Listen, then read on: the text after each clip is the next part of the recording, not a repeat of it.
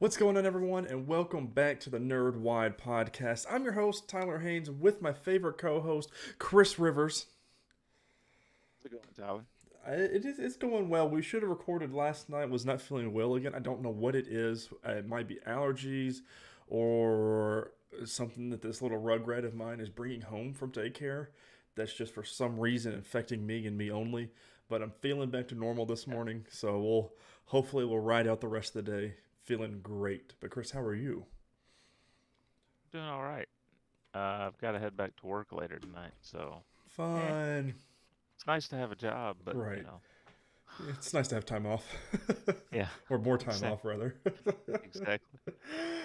Guys, this is the NerdWide Podcast. This is episode 45.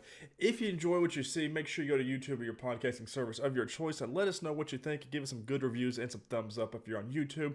If you don't enjoy what you hear or see, make sure you leave us a comment. Let us know what we're doing wrong instead of what we can do to help you guys. If you want to go that extra mile, you can always go to patreon.com/nerdwide. There's 3 different tiers for you that way. If you want to toss some couple bucks our way, that would be greatly appreciated. I want to get Hmm. right into our TV stuff because I really want to talk about our TV shows we watched this week. Okay. But first, I want to say I watched Bachelor in Paradise finale, which So, was excellent, absolutely fun. I hate that it's over. It was 2 days. Like I even tweeted out on Thursday, which is 2 days since it aired. I said I am already jonesing for another episode of Bachelor in Paradise, and but I've got in 2 weeks though we've got Bachelorette, so I mean I don't have to wait too long. I, oh God, I finally finished the Viking series, how was which that? absolutely beautiful. And they've got a show coming out that's supposed to be like 6D years or something like that since the Hmm. episode of or this last episode, with some people returning, or I don't think they're actually I don't know what's really going on, but it's going to be dropping on Netflix. But this show has been a part of my life for I guess 8 years now, and just now catching up and seeing some of the stuff was really they did a good job with it. And then I also watched the Ted Lasso season 2 finale. Again, great show. I mean, I can't recommend that enough to anybody and everybody. Just a real good feel good show, and this episode did not disappoint whatsoever. Um, and then other than our shows, that's all I watched this week. I watched a lot. I had a lot of TV stuff to watch. Very cool, very cool. I watched our stuff, and then um, I got caught up on American Horror Story. How's that season going? It's going really good. So they've finished the Red Tide portion. Okay. That I talked a little bit about 2 weeks ago, three Mm-hmm. weeks ago, and now they're on the next portion of the because it's like a double feature type uh, story. So you have the Red Tide around the vampires, and then you have I'm blanking on the name for the second half, The uh, aliens. which which concerns aliens. Yeah. Yeah, and it's really cool. Neil McDonough's in it Oh, what a guy. as Dwight Eisenhower. Oh, that's a good role for Um, him. yeah, There was something else I've seen him in recently. but really, really interesting. It's different for them doing this because normally you're with those same characters for an entire season, and this one it's split in two. So, Hmm. Would you say but it's it's a it's double feature? indeed. But I watched that, and I just started because I think I was an episode shy, which is weird for me, of finishing The Last Dance Mm-hmm. on the Chicago Bulls final championship season. Right. Uh, so I have started from the beginning on that. I'm 2 episodes in. So you're gonna wrap it up and see where you come out with it. Yeah, I've heard it's um, good. it's amazing so far. Jerry Krause was an idiot. Yeah, Can I say that? Yeah, I'm gonna you can say say that. that. Yeah. In All right. my opinion, And Jerry Krause was an idiot. all right, everyone, it's time. I'm really excited to talk about Titans. But we've got to talk about What If first. Of course, this is the finale for What If. and this is what if the Watcher broke his oath? Mm-hmm. Now, I'm going to go ahead and say forthright that this might have been my favorite episode of the whole series so far. I felt like I was, again, it was one of those that I wasn't on my phone for because there was so much going on. The action was Right. really good. It was very visually pleasing. The animation on it was absolutely phenomenal. And I felt like they did a good job with it. Now, there are some things that stood out, like Gamora and Tony Stark, which we'll talk about in the news section here in a little bit, feeling Right. out of place and no one had no idea where that came from. I'll talk about that here in a minute in the news, but I felt like it was it was a good episode. Now, what Uh-huh. concerned me was when it started off, and we started off with Captain America or Captain Captain Carter. Carter, what was it, the Winter Soldier starting off, and I was like, oh no no no no. I said this is the one thing I didn't really like was just basically a redoing it with the Captain Carter instead of Captain America.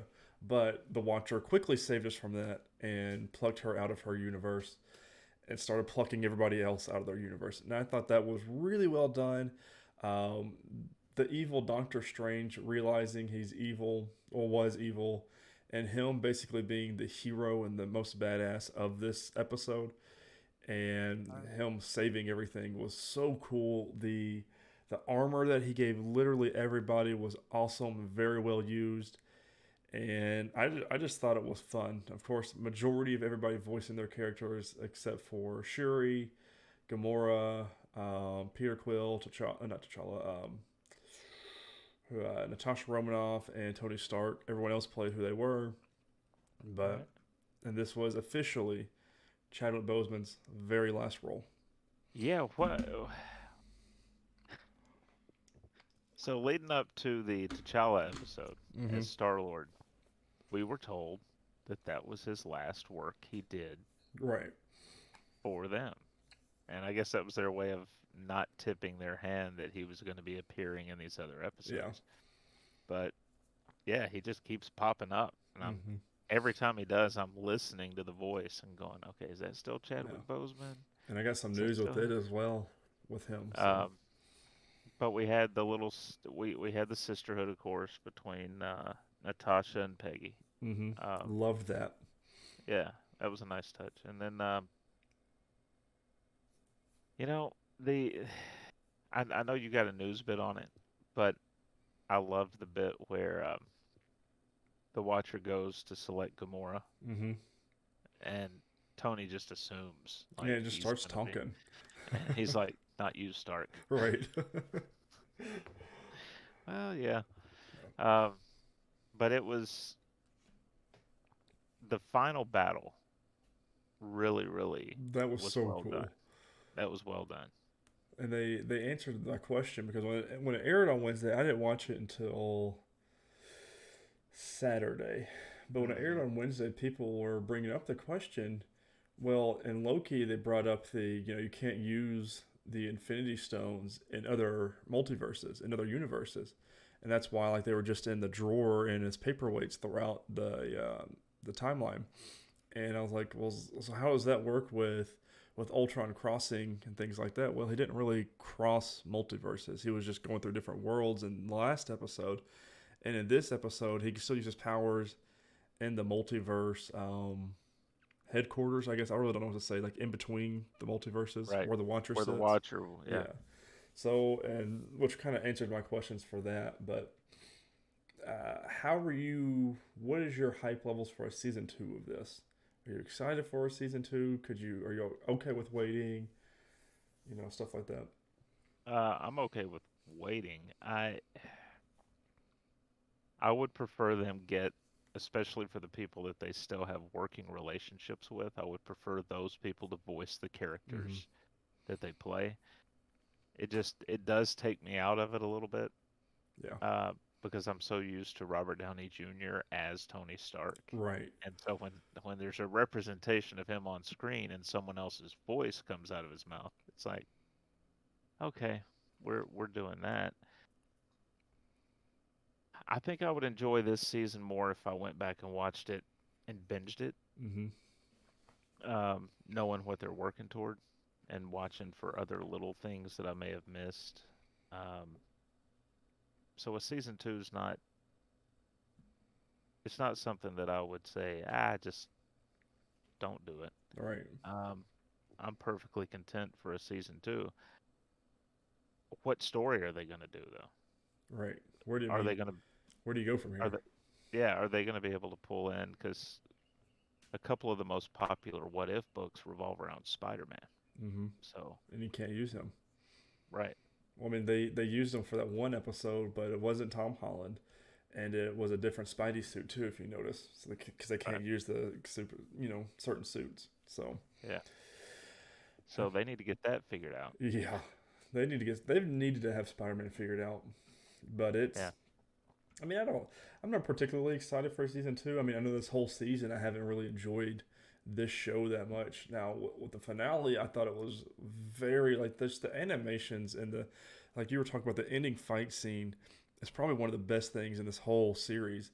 The way that everyone acted together, the camaraderie, and the fact that Hawkeye is absolutely useless and that anybody can do what he does, including Natasha Romanoff, and it just. But but his arrow Mm-hmm. is what solves the whole thing. So in a way, Hawkeye, I thought the way it even ended in the was so cool. Like, I mean, yeah, just think about that. He put him in a snow globe, and then put Stephen Strange back into his little universe pocket, where hmm he is now the watcher of them. yeah, And I thought that they did such a good job with it, and even to the point where the watcher, like a lot of these people are saying, "I'm not going back." Like Natasha Romanoff said, "I'm not going back to that world. I've got nothing there, and there's no point in me going back." yeah. And then he drops her on this in Into a this different universe. yeah, where the Avengers are all still alive, but Yeah. they lost. So in theory, is that our film universe that he drops her off in? Because he says they lost their Black Widow. Mm, I don't know. I mean, it could be, but no, they were all because it was all of the Chitauri fighting them on the helicarrier, and we never had a Chitauri like the helicarrier is never near New York, so that one wouldn't That's work. true. But I don't know. I mean, that's what my brother was saying. He said, Does this set up like Ultron entering before we watched the episode?" He said, "Does this set Ultron up coming into our multiverse, our universe for the MCU?" I said, "I don't know." I said, "It could be. I mean, because he's crossing MCU. He's supposed to be crossing multiverses at this point, but I don't think we ever saw him crossing into other multiverses. So I thought it was a good episode. Mm. Very well Yeah, done. yeah, definitely. Now, here's the one that everyone wants to talk about, Chris, and that is DC's Titans The episode. Wait, Tennessee Titans. Tennessee Titans. A good win yesterday, by the way. They Yeah. needed it. Titans season 3, episode 11, with the longest title. The call is coming from inside the house. Mm. Now, the biggest thing obviously happened at the very end of this episode, but I've got a nice little recap of just some of the things that happened. Uh, Jonathan Crane trapezing through the house, listening to TLC's Waterfall, and shaving his beard. Did not like that. I thought he should have kept the beard, but it sets up the end of the episode real well, so I understand why they did it that way. Right. Very unnerving seeing that, but to each of their own. We see Donna Troy and Tim Drake linking up, and his parents not being very happy at all about everything that's going on. Uh, they were his little cave that he has is awesome and very Yeah. stalkerish, very stalkerish. Like he knows who The, everybody is. And he's got the pictures of them all. the look on Donna's face when she sees her photo Right. collage on the wall. It's very not What? okay. No, no, not But at all. but I think it's cool because we got the last episode of that one old lady from Themyscira saying she was born to lead, and now with this episode to lead, she's wanting to lead the safe spaces against the police and against Jonathan Crane. And Yeah. she goes, maybe it's time to. I forget what her direct quote was, but she was more like it's my time to lead these people now. We had so many like this whole episode were so many good character beats and improvements and storylines. Like with Starfire, finding out that she didn't have powers to begin with. She originally her parents stole Blackfire's powers from her and gave it to Starfire. Well, now Starfire's got this blue flame now or Yeah. blue power. We don't really know what's up with it, but I thought that was cool. I mean, she died essentially and came back to life. So it's almost like whatever her power is now, what's been happening to her all season was it trying to come out. Right, trying. I guess because she And was Blackfire was near, and Blackfire's powers were trying to get back to her, mm, or I don't know. That's going to come up at the. I think next episodes we're going to see a big clash between them two. yeah, The I love seeing Raven back. I mean, her and Donna Troy love seeing them back in the episodes finally, but her using her powers and the animation and the CGI they've done with her this season, especially this episode, was so good. Like when she's tracing the cheese symbol that Gar puts up on the wall, uh-huh, like just very dark, the purple and black, and then her eyes and her crystal just glowing. Oh, I love yeah, it. But them finding the yeah, Lazarus pit, which comes in, I'm pretty sure it's coming into the end of this episode, is what they're going to have to use because they yeah. know where it's at, and she knows Dick is something's wrong with Dick. Trying to see, blah blah blah. We see that. We see this. All right, and this is I've there's a lot going on in like these last two scenes of this episode. The biggest thing is Nightwing facing off against Red Hood was so Mm, cool. Nightwing playing off of Jason Todd's fears of being alone and all this other stuff, and then they make him go above ground to a site of his choosing, and then he starts fighting him. But while they're fighting and Red Hood starts losing, you start seeing a crowd come up and watching the fight. And I said, "Oh, this is not going to be good because Nightwing is public enemy number one," as they've made clear throughout the whole episode. Uh, right. and then Red Hood, Nightwing beats down Red Hood and doesn't have his mask on either. And then you see everyone telling Nightwing to go home, get away. That's our new savior, et cetera, et cetera, et cetera. And there's a young teenager pulls a gun on Nightwing. And Nightwing says, no, you're not this person. You don't want to do that. And he shoots him in the back before he says that. He goes, hey, put down the gun. You don't want to do this. And so he puts down the gun and he starts walking towards Red Hood again. And then the kid shoots him in the neck, like just straight through the carotid. And you see blood spurting out, and you see Nightwing hold it and fall down. Red Hood gets up, and when Jason Todd gets up, looks at him, and I just complete disbelief. I forget the guy's name who plays Jason Todd, but such good acting. You see it like it makes a good actor when they act with their face, and you can tell the emotions that they're feeling when they're looking at something. And I felt so good just seeing him just get shot, and then everyone comes around and starts kicking him and beating him. I mean, the shot to the neck killed him. Let's just be honest and blatant what it was. There's no way you're going to live past that. We saw that in Extraction. There's no way you're going to live it, but I guess, if you're Chris Hemsworth, you will. So we'll see how Nightwing does this. But I'm pretty sure that Nightwing is going to be resurrected with the Lazarus Pit as well. And that was the whole point of Gar and Raven finding it. When they were at the pit, Raven even feels, I guess disturbance in the Force, and feels something happened to Nightwing. And then we see Jason Todd run away from the fight. And I'm like, oh, what an episode. I said, this show continues to be one of the best television shows I've ever watched. And this season, they absolutely brought it. And this episode was no excuse. Well, not was no exception. Excuse me. Yeah. Really good episode. I think Jason Todd now realizes that what Scarecrow's doing is driven by chaos, and Mm-hmm. they don't have control over this. And I don't think he's based on the way he was looking at that mob. I think he realizes now that they're really in control. Mm-hmm. As they kept chanting Red Hood, but if Red Hood missteps at all, they'll turn on him the way that they turned on Nightwing. Right. I So mean, it's going to be rough. we didn't even talk about Crane and his inter battle with himself, and then gutting the pizza delivery guy, poor kid, and then carving his own face up because he says, his inner monologue and inner demon says, no, you'll never be Scarecrow because you can't do it. You're too much of a coward. Yeah. And then he carves his face up after realizing all this, and he tells Jason Todd the time for masks is over. I says, this dude really about to become the new Joker and cut his face up, but no, it was just he really just scarred himself. So, we're getting close to the end, and oh, We are. I can't. I don't want the show to end, but I just know what they've got planned is going to be huge, and I can't wait for it. And I don't know if Jason Todd is going to die, but I know for sure Tim Drake is going to put the suit on. There's no doubt in my mind Tim Drake's putting on the Robin Hood suit. Somehow, some way. Mm. Or do you think that'll be the cliffhanger? Yeah, I can see that being the cliffhanger because we see he's got everybody. He's got this whole little back computer set up and everything.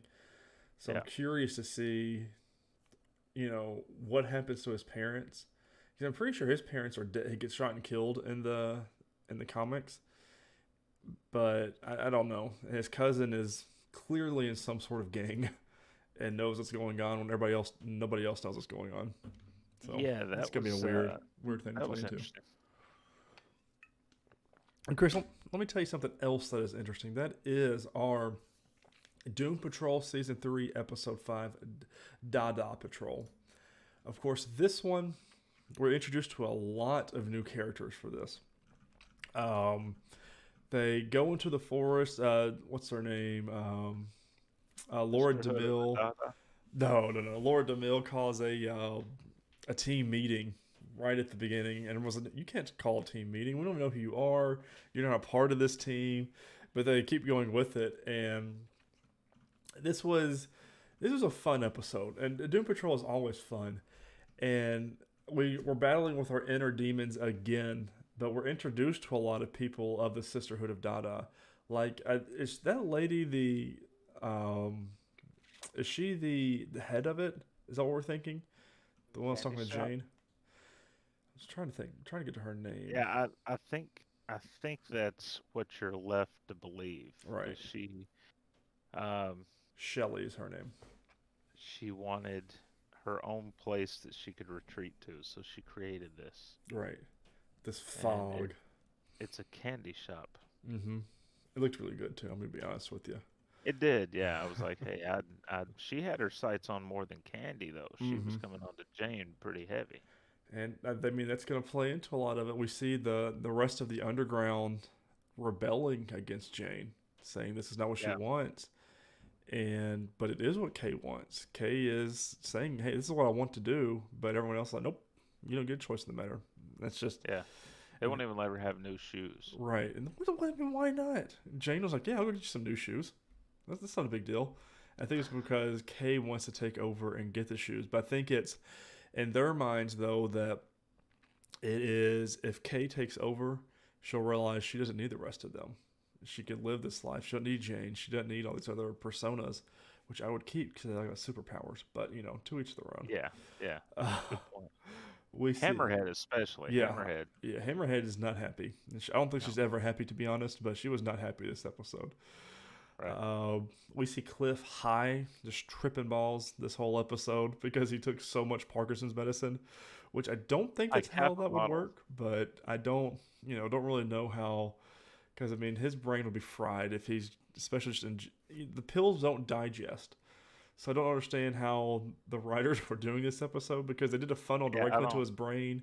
Your brain doesn't digest things, so I don't understand how that works. But Yeah, yeah. It's very strange, but we just go with it. all right, and Yeah. what's up with Larry's son being in the Sisterhood of Dada, like walking around in the fog? Well, he was working for the Bureau of Normalcy. Hmm. Remember, he turns in Larry. Right. Um, so I'm assuming it's probably tied to his time with the Bureau of Normalcy. And he was probably looking into the Sisterhood of Dada, and they held on to him and saw it as a way to get to Larry, and Right. it probably loops around like that.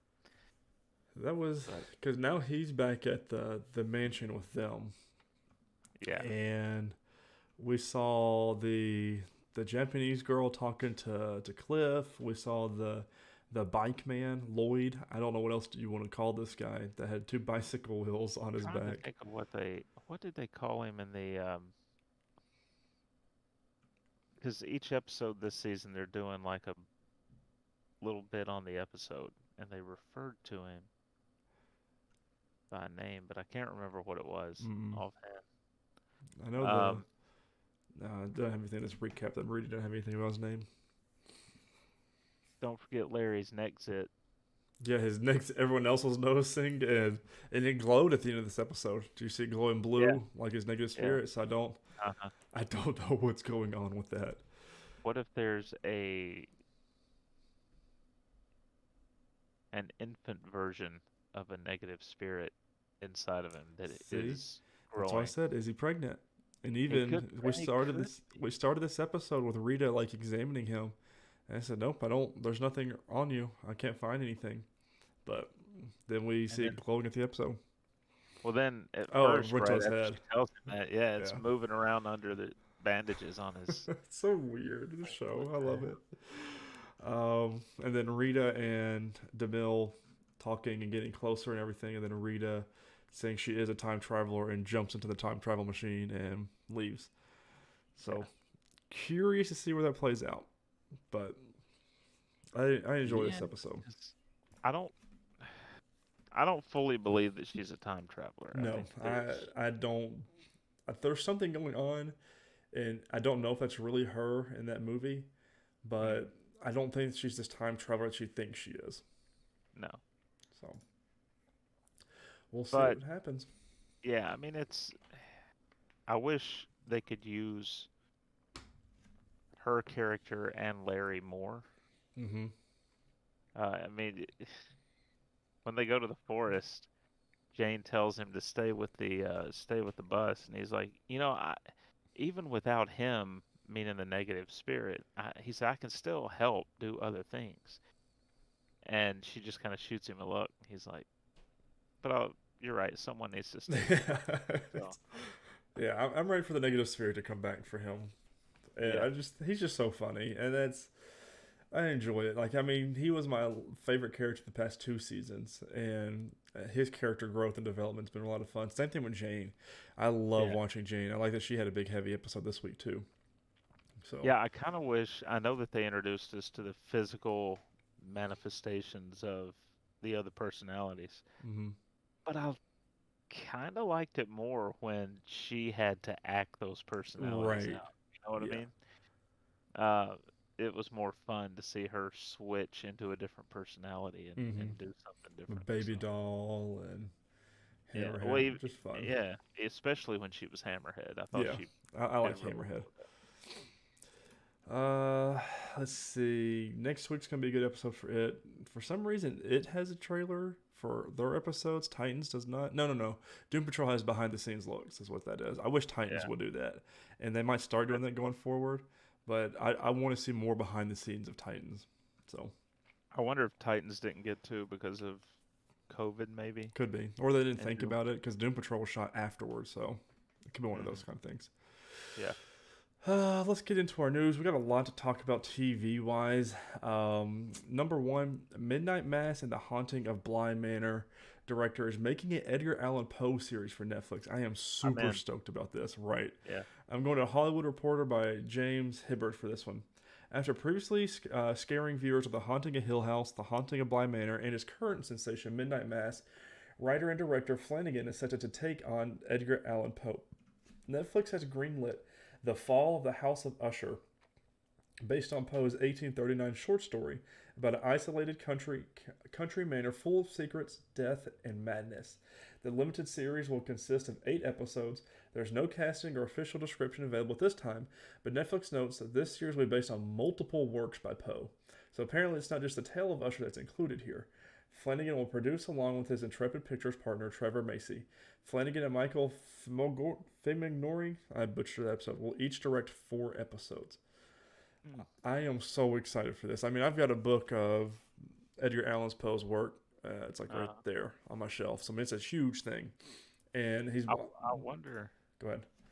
I wonder if each season will be a new Oh, adaptation. I hope so. And I'm gonna start watching Midnight Mass at some point this week.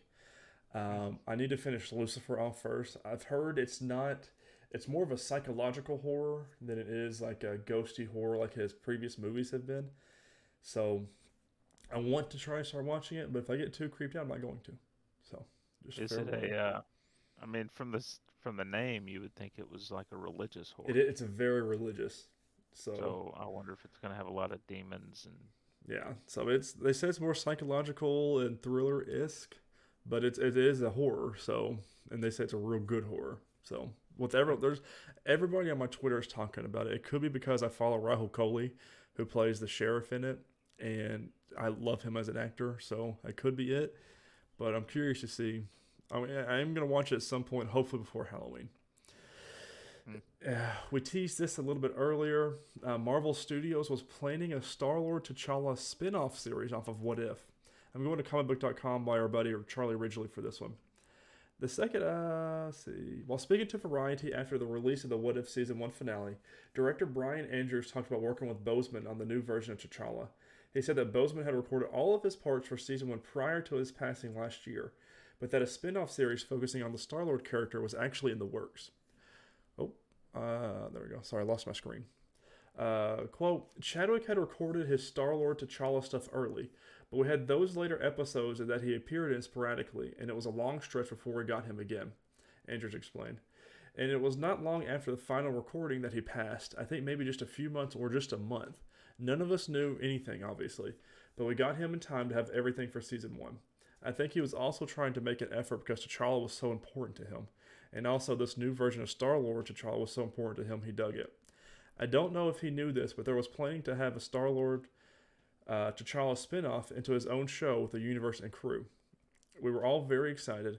We know he would have loved it too, and then, he passed, and so it's all in limbo. So who knows? Maybe one day. The fact Wow. that he was still working a month before he died was crazy to me. The fact that And no one knew, yeah, which means, you couldn't tell. yeah, he kept himself And that's, I mean, invisible. good for him. And I would have loved I mean, that was one of our favorite episodes too, of because we Yeah, had so much in that episode, especially with Chadwick Boseman in it. But we should. What we could do for next week is rank our what if episodes. yeah, because we won't have a what if show. Yeah. Remind me of that. We'll do that. 'Cause Okay. I think we did that real easy.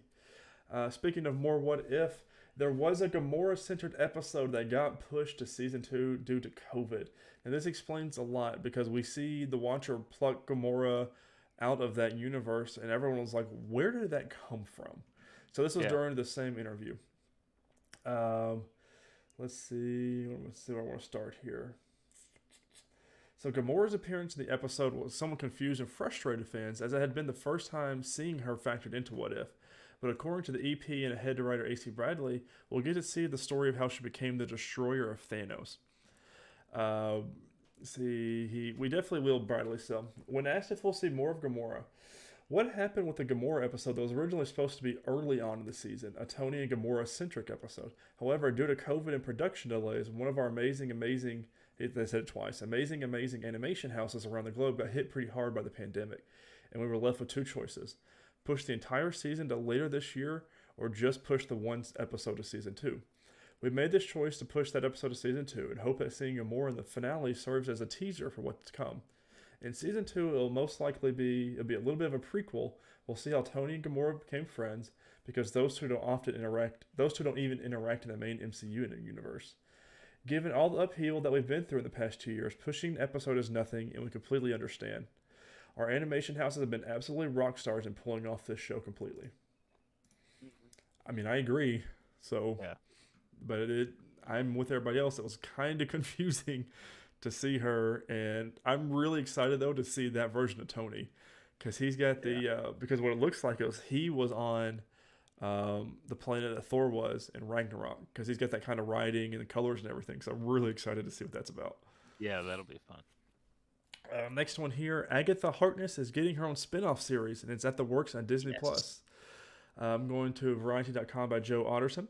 A WandaVision spin-off starring Catherine Hahn is in development at Disney Plus from Marvel Studios. Variety has learned exclusively from sources. Hahn would reprise the role of Agatha Harkness in the series, which is described by sources as a dark comedy, though exact plot details remain under wraps. WandaVision head writer Jake Schaefer would serve as writer and EP on the project. Should the spinoff go forward, it would be the first project Schaefer has set up with Marvel since she signed an overall deal with them in the 20th of television in May. So, I'm all in. I mean, that would be fun. And I would like that a lot more, I feel like, than a season 2 of WandaVision. Obviously, it'd be a prequel, or it could be a prequel, or it could be a sequel, so we really don't know. But I think that's a good way to do it, to continue on that series. Number 5, That 70s Show is getting a sequel. And yes, Chris, it's called That 90s Show and ordered by Netflix. We're going to HollywoodReporter.com by James Hibbard by this one. The new comedy is titled That 90s Show, and the original series creators Bonnie and Terry Turner are back on board. On the cast front, only Kurtwood Smith, who played Red Foreman, and Deborah Jo Rupp, who played Kitty Foreman, have so far signed on to reprise their roles, but producers are hopeful that other familiar names will join in guest appearances. Obviously, why can't Kutcher? What's his first name? Mike Ashton. Ashton. Ashton and Mila Kunis. Obviously, they will reprise the roles. I don't see why they wouldn't at this point. Yeah. Now they had a That 80s show. Do they really? While that 70s, I think that 70s show was still going, and it didn't take off. It was loosely tied to that 70s show. Yeah, that's. So this will actually probably do better because it has some of the original characters. Looks like the official description says, "Hello, Wisconsin. It's 1995, and Leia Foreman, daughter of Eric and Donna, is visiting her grandparents for the summer, where she bonds with the new generation of Point Place kids, under the watchful eye of Kitty and the stern glare of Red. Sex, drugs, and rock and roll never dies. It just changes clothes." So, the parents might not even be in the show. It just sounds like she's going for the summer. So, yeah, we'll see. And it's on Netflix. I mean, it might be a binge-worthy show. Yeah. Next two here, no articles, just a little information for you guys. The Walking Dead will return for its final run of episodes on February 20th, 2022. And then last one we got here, It's Always Sunny in Philadelphia. Season 15 has wrapped filming. To keep a note, Season 14's finale aired November 20th in 2019. So we've been 2 years since we've had an episode of It's Always Sunny in Philadelphia, which gives me plenty of time to catch up on. Which I'm on Season 10 now, so not much longer to go. Releases this week, we've got a lot of CW shows for you. Wednesday, October 13th is DC's Legends of Tomorrow Season 7 starts. Wednesday, the same day, Batwoman Season 3 starts. And Thursday, October 14th, Legacies Season 4 releases. Now, I've been watching Stargirl, right? And I keep meaning to put that in the beginning of the show of what I've been watching. I'm keeping up with it. And I think I'm to the point, I think I'm going to finish Stargirl out. But I'm to the point that I think these CW shows, besides like the ones we watch together, that I'm just going to wait until they drop. Because these shows are like binge-worthy shows. And I don't feel like they are as good if you're watching them week to week as they are if you binge them. Because, like, I mean, with Batwoman, loved binging it. Stargirl Season 1, loved binging it. Same thing with the Flashes and stuff. And even with Legends of Tomorrow, even if I wanted to watch it starting this week, it hasn't dropped on Netflix, or Season 6 hasn't dropped on Netflix or HBO Max. So, I mean, you can't catch up because it hadn't dropped anywhere. Batwoman has. Batwoman's already on HBO Max, but who knows? No one knows what's going on with the Netflix deal right now. Because even Legacy, as I was looking up to see what season it was, everyone's saying, when's Season 3 coming to Netflix? Because it's not there yet. So I wonder if the CW and Netflix deal has gone through or fallen apart or something like that. Could be. But it's all we got TV-wise. Oh, the TV. that's going to bring us to movies, right? Mm-hmm. So this week, because Tyler couldn't find it to watch anywhere last week, we bumped Carved to this week. Mm-hmm. Mm-hmm. Carved, subtitled A Slip-Mouthed Woman. Um, 2007 Japanese horror film. Um, you can find the disc on the Tartan Asia Extreme series. So I'm going to give a quick rundown behind the legend, and then we'll get into the actual movie discussion. So it's based on a Japanese legend in which a samurai's wife was caught cheating on him. So he slit her mouth open. The same woman roams foggy streets with a surgical mask on and asks people she encounters, "Am I beautiful?" If they say yes, she removes her mask and says, "Even like this?" and then slits their mouth. If they say no, she cuts them in half. If they say average, she will allow them to escape. Mm. Um, Which would have been and really good to know in this movie. and the the basic boil down storyline here is a suburban town in Japan is the victim of what is supposedly just an urban legend, a woman's spirit with a horribly disfigured face who's intent on kidnapping children for unknown reasons. Um, I've seen this when I watched it last week. I think that was my third viewing of the film. It's one of my favorite on that Tartan Asia Extreme line. Um, Are they a bunch of like it's foreign film stuff? it's mainly Asian horror films. Okay. Yeah. Um, now it's kind of a ghost story Yeah. ish, you know. Um, but I've always been a fan of it just because this was made at a time. This one was made in 2007, so this is right about the time that American horror films started to recover. We had some good ones from like 96 to 2005 or 6. There were some good ones in that decade, but we went from having really good horror films on a consistent basis to just a handful. And Asian horror films I think they're amazing. They do such a good job.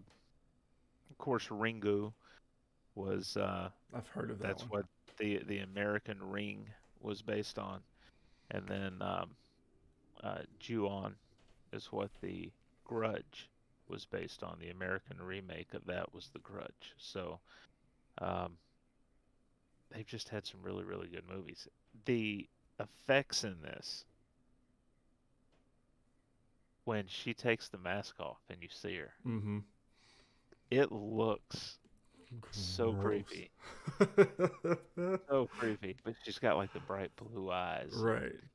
it's they do a phenomenal job. They do the atmosphere, the storytelling, the whole thing. This is a movie that if people want to get into Asian horror films, this is one I always bring up. Watch this movie. What did you think of it? Uh, I come in on a lower spectrum of this movie. We watched it at, I think we started 10:30 or 11 o'clock. It was right after the Alabama game, of course. So my wife was already not in a good mood. But we started it, and it it started off really really slow for me, Yeah, and then not having the background, like Jamie said, because she read the back of the box, she was really excited for this movie, and she said reading the back of the box, the movie didn't explain the whole history of the slit mouth woman. right. Like we got what happened at this, but at the very beginning of the movie, you see the earthquake or whatever you want to call it, and you see the original slit mouthed woman come out from behind like a cupboard or something, and just gross and disfigured. And then we see her again at the end of the movie when it closes down, but we never didn't really get an explanation on that, and I felt like that would have helped the film out. I think that this movie was, expecting you to know that, and like I didn't know that, but Jamie did because she read the back of the box. I just didn't even think about it. The It was very creepy. I feel like they could have done a lot different things, but it was a movie made in 2007, so of course it's a lot different. 20 years later at this point, and I didn't really enjoy it or start to like it until the ending scene at the house. Like once everyone started going into the house is when I started to get interested and into it. There was one part that they kept using the same piano keys like for Yeah. 30 minutes, and I was like, okay, we've got to get off of this because my brain can't take this anymore. And then they go into the house, and it's very eerie, it's very quiet, there's not a lot of music playing, and it's got that horror vibe of what's around the corner, and which one of the scenes, and we could talk about spoilers, because it was made such a long time ago in theory, and when they were trying to escape with Mika and they were in that long hallway, the exit was right here. And it made us seem like we didn't know where the exit was, but then the mom comes in at the door right at the other end of the hallway. I was like, okay, we could have escaped and not had any of this. I thought it was cool that the ghost was possessing people, and that's how the slit mouth woman was kind of like traveling around. I thought it was kind of cool that it focused on the one teacher and his life. His mom killing his brother and sister. We see their remains in the basement, and instead of because we had at the beginning, "Am I pretty?" and he was hearing that, but then he heard the aim, the aim for the throat, and it had a lot of Thanos vibes there. To be honest with you, but though, so he kills her at the end by stabbing her in the throat, which he should have been dead a long time ago. A lot of these people should have been dead way before they did. And he got stabbed like right here in the stomach and kidney and liver, and then both of his Achilles heels are cut, and he still finds a way to crawl in and kill this lady. And the poor kid at the very end, the teacher was, I guess you could say she was one of the main characters, and she gets out of all of this. She goes, you know what? I'm gonna make up with my kid. Goes to make up with her kid. The dad disappears for some reason, and then she kills her kid. I was like, okay, this is. I don't know if abuse is very common, like child abuse is very common in Japan, but I felt like that was the underall theme because all of these parents were abusing their kids, and there was a lot of bullying in this film. But to me, I think I gave this a D. I came in right at 2.5, 2 stars on Letterboxd for this. Uh, but because it didn't really get that interesting to me towards the end of the movie. But seeing her like figuring this all out, like again, like the have the backstory of the samurai and everything of how the original story was told, I feel like that would have helped me. But I don't. Was this a sequel or is this the first one in the series? One, now they did make a sequel that's a prequel. Okay. See, I think it's. I mean, it's based off of Japanese lore. So in Right. Japan, you would have known all of this, Yeah. but it's like here we don't. So I think that's what got me. But you saying that about the lore and everything, that makes sense now. Yeah. I gave it 3.5 stars. It's by no means a perfect film. Right. I think what happened too with me is one reason I'm so fond of it. I found it at a time when uh during that time, like it had just come out, Right. and we were so dry with consistently good horror movies over here that I think this was one of the first Asian horror films I saw. Hmm. So yeah. Um, I would listen. I was not looking forward to watching this movie all week long because I knew it was like a ghosty film. So I said, "This is one of the like of our whole list." I said, "This is one of the ones I am not looking forward to watching." And I mean, I enjoyed it, but the ghost at the beginning and end still creeped me out. Like her standing right there over all the dead bodies in that house at the end of the movie. I said, mm I don't like this. But that's all it was. they they've got some other really good films though that you should check out. Mm. Ghost, no sir. All right. Well, so next week, um, we are gonna have. Um, I think some people might have heard of this film. Hmm. Um, Ghostbusters. Yeah. Tyler's seen it once. I've seen it a bunch of And that was a times. long time ago when I saw it. Um, Sigourney Weaver, Rick Moranis, Bill Murray, um, Dan Aykroyd. See, now I've started naming everybody. Ernie Hudson, um, Annie Potts, Stay Puft Marshmallow Man. um, Stay Puft Marshmallow, on and on and on. Right. Also, though, next week's going to be a double bill. Halloween Kills comes out, so we're planning to have our review of that as well. After a year of waiting. Yeah, 2 years. Yeah, 2 years. Oh, Yeah, it was before everything went to shit. yeah. Uh, so we'll actually be talking Halloween Kills and Ghostbusters. Double feature for Uh, everybody. Make sure you do your homework. Double feature. All right. So two news items from the movie world. Um, First, the Flash film has officially wrapped filming. Yay! Hmm. I don't see that. This is one of those where I'm like, I don't know if I should be excited or not Or scared. because because we know that this is not going to be Snyderverse Mm-mm. Flash. Right. This is going to be Whedonverse Flash, and I just don't know. I Hmm. mean, it's I'm excited to see yeah, Michael Keaton back in the Cape and Cowl, but yeah. But and outside of that, Batfleck, but see, that also worries me though, right? he said he had a good No, time putting the suit back on. no, not the Affleck Oh. thing, the Keaton thing. Not because I think it'll be bad, but because it feels like a jump the shark moment Hmm. for the film. Like, hey, we don't feel like what we have here is very good. Let's do this because we know people will eat it up Right. and they'll overlook how bad the film's going to be. So I Hope not. hope it's not that, but I kind of think it could be because Yeah. it's Warner Brothers and they tend to And poop we've all seen over. it time and time and time again. Yeah. They usually strike out more than they get a base hit. Hmm. Finally, in movie news, The Eternals confirmed to be 2 hours and 37 minutes, which is the second longest MCU movie behind Avengers Endgame.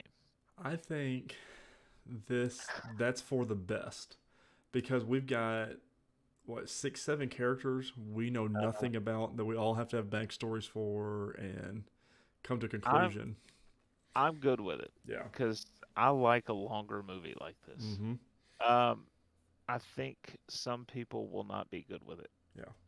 I think for a lot of people, I heard people complain about Endgame's length. Come on. Um, I could have used another hour of that movie. and and these were people that were invested in it and wanted to see this play out. Yeah. People aren't invested in the Eternals, Mm-mm. and if you're gonna, I Well, this I think movie's that like Shang-Chi for me, where I don't know anything about this. And like Shang-Chi, I went in, optimistic. And I'm going in optimistic for this one too. But, I mean, not knowing any of these characters and only seeing these right, couple of trailers that we've seen, which this most recent one looks really good. I mean, it sold me on the film to watch it in theaters. hmm And so I don't know. I think with having it that long, I feel like it's going to set it up enough where we can get invested in each and every one of this team because we haven't seen any of them at this point. So, I and I'm just curious to see if we'll hope, see any cameos. yeah, I just hope because you've got this, right? Is it thanks? I think the week before Thanksgiving Hmm. or Thanksgiving week we get Hawkeye. Yeah, I think it's I think it's Thanksgiving week. Thanksgiving week we get Hawkeye. This drops the week before, and then the next month you've got Spider-Man No Way Home. So I can't wait you're for. to have a 2 hour and 37 minute movie. Hmm. Like I I'm all for the film. I'll go watch the film. But the more and more we talk about it and all the characters that are going to need time, I almost wish that we had gotten the Eternals as a Disney Plus Right. and maybe taken one of our Disney Plus series and turned it into a film. I think Falcon Yeah, and that would have been a great film. that that would have been a really good film. Because Falcon and Winter Soldier would yeah, have been good. um, But it is what it is. That's the news. Releases this week. We've already mentioned it. Halloween Kills, October the 15th. Drops in cinemas and on the Peacock network. which is weird. Why not just do that Peacock last year? streaming. But Yeah. it's gonna have their money though. So. Peacock streaming. So, have you been playing anything new, video game wise, this week? No. No. I played a little bit more of Death Stranding and a little bit of Destiny. This week was not a big gaming week. Just a lot going on at the house, but nothing too crazy. But I do have my little Fallen Elixir baby over here came in the mail this week, finally. So those little eyes glow in the dark. And yes, it has scared me a couple times coming into this room in the morning. I believe it. Yeah, so that's cool. Oh, that's what that is. Notable news You're here. gonna think that one day, and it's gonna be something else. Nope. Mm-mm. Don't wish that baby little puppy. Stella will be sitting over there with glowing eyes. Right, Daddy. First story we've got here: Xbox Cloud Gaming is now fully powered by faster Xbox Series X hardware. Going to TheVerge.com by Tom Warren for this one. Now, the reason I pulled this news article for the show is for some interesting thing he puts in here. Microsoft's Xbox Cloud Gaming service is now fully powered by custom Xbox Series X hardware. Microsoft tells The Verge it recently completed the upgrade, which improves both frame rates and game load times for players streaming Xbox games over the web.